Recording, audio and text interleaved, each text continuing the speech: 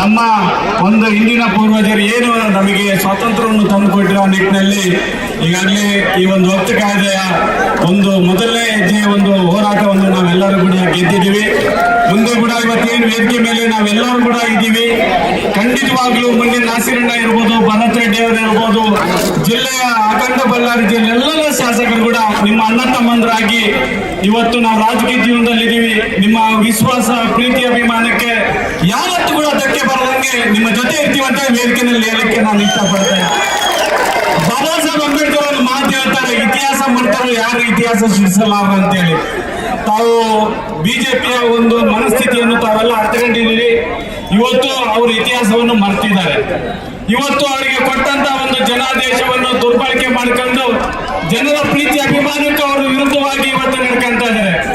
ಆದ್ರೆ ಇವತ್ತು ಅವರಿಗೆ ಟೈಮಿಂಗ್ ಅಂದ್ರೆ ಕಾಲಸ್ಥಿತಿಯಲ್ಲಿ ಅವರಿಗೆ ಒಂದು ಆದ್ರೆ ಮುಂದಿನ ದಿನಗಳಲ್ಲಿ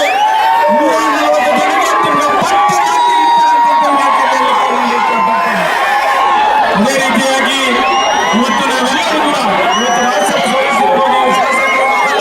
ಇವತ್ತು ಸಿದ್ದರಾಮಯ್ಯ ಸಾಹೇಬರು, ಡಿ ಕೆ ಶಿವಕುಮಾರ್ ಸಾಹೇಬರು, ಸಂಪುಟದ ಎಲ್ಲ ಸಚಿವರು ಎಲ್ಲರೂ ಕೂಡ ಅವರು ಕೂಡ ನಮ್ಮ ವಯಸ್ಸಿನ ಕೂಡ ನಮ್ಮ ಪರವಾಗಿ ಎಲ್ಲ ಕೆಲಸ ಮಾಡಿದ್ದೀವಿ. ಅದ್ರಲ್ಲಿ ಅನುಮಾನ ಬೇಡ. ಮುಂದಿನ ದಿನಗಳಲ್ಲಿ ಇವತ್ತು ನಮ್ಮಿನ ನಿಮ್ಗೆ ಕೊಟ್ಟಿದ್ದಾರೆ. ನಾವು ಮುಂದಿನ ಭವಿಷ್ಯಕ್ಕೆ ನಾವೆಲ್ಲರೂ ಕೂಡ ಈ ಸ್ವತಂತ್ರ ಭಾರತದಲ್ಲಿ ನಾವು ನ್ಯಾಯವನ್ನು ಕೊಡಬೇಕಾಗಿದೆ. ಇವತ್ತು ನಾವು ಸದೃಢರಾಗೋಣ. ಈ ಮುಂದಿನ ದಿನಗಳಲ್ಲಿ ಈ ಸಂವಿಧಾನದ ವಿರೋಧಿಯ ಒಂದು RSS ಇರ್ಬೋದು, ಈ ಬಿಜೆಪಿ ತಕ್ಕ ಪಾಠ ಕಲಿಸಲಿಕ್ಕೆ ನಾವು ಮುಂದಾಗೋಣ. ಇವತ್ತು ನಾವು ಪ್ರಮಾಣ ಮಾಡಿ ಹೇಳ್ತಾ ಇದೀವಿ. ನಾಸಿರಣ್ಣ ಇರ್ಬೋದು, ಎಲ್ಲರೂ ಕೂಡ ನಾವೆಲ್ಲರೂ ಕೂಡ ಈ ಒಂದು ರಾಜಕೀಯನ ನಿಮ್ಮ ಪಾಲಿಕೆ ಇಟ್ಕೊಂಡು ನಿಮಗೆ ನ್ಯಾಯವನ್ನು ತೋರಿಸ್ತಕ್ಕಂಥ ಕೆಲಸ ಸಮಾಜದಿಂದ ನಾವು ಮಾತಾಡಕ್ಕೆ ಹೋಗೋದಿಲ್ಲ. ನಮ್ಮ ಕಾರ್ಯವೈಖರಿಯಿಂದ ಇವತ್ತು ನಿಮ್ಮ ಭವಿಷ್ಯವನ್ನು ನಾವು ರೂಪಿಸ್ತೀವಿ.